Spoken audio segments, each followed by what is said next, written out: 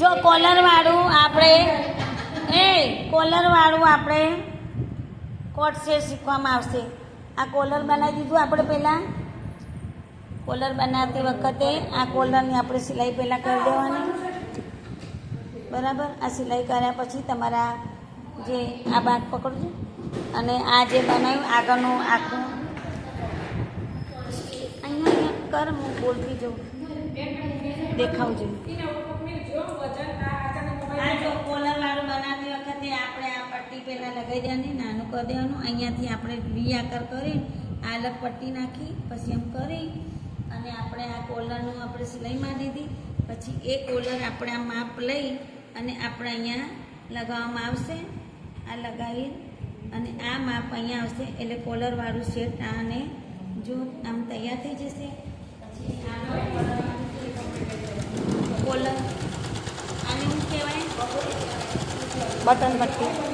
આ button પટ્ટીવાળું કોલરવાળું coat set. આ કોટ સેટમાં આખી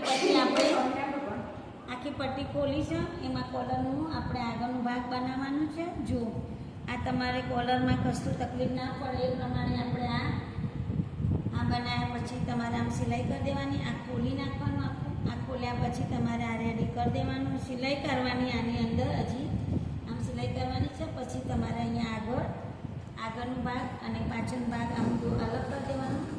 જો કોટ સેટમાં લંબાઈ કરવી હોય એટલી થાય, ટૂંકું કરવું હોય, શોર્ટ કરવું હોય તો પણ થાય.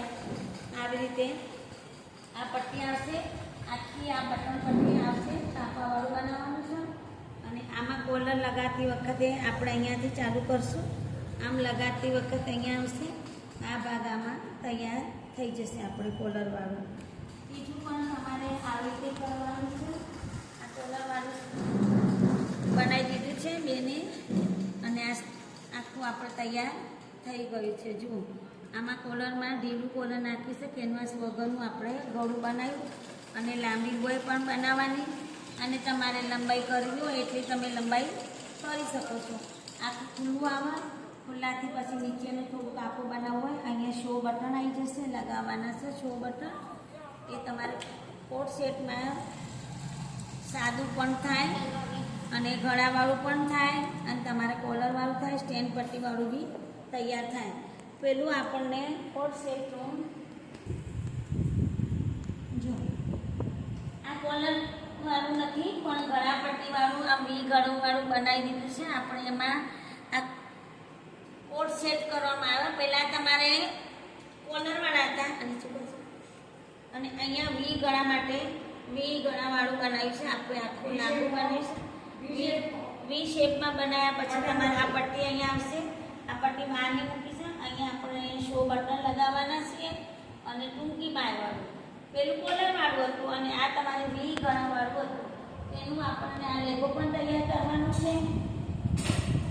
આ લેગામાં આપણે 4 ભાગ કર્યા છે. જુઓ 4 ભાગ કર્યા પછી આમાં ખિસ્સા પણ નખાય. આ ખિસ્સું નાખવાનું છે આપણને અહીંયા. આ 4 ભાગ કર્યા પછી આ ખિસ્સાનું પણ કટિંગ કરી દીધું છે. ખિસ્સું અહીંયા આવશે અંદર.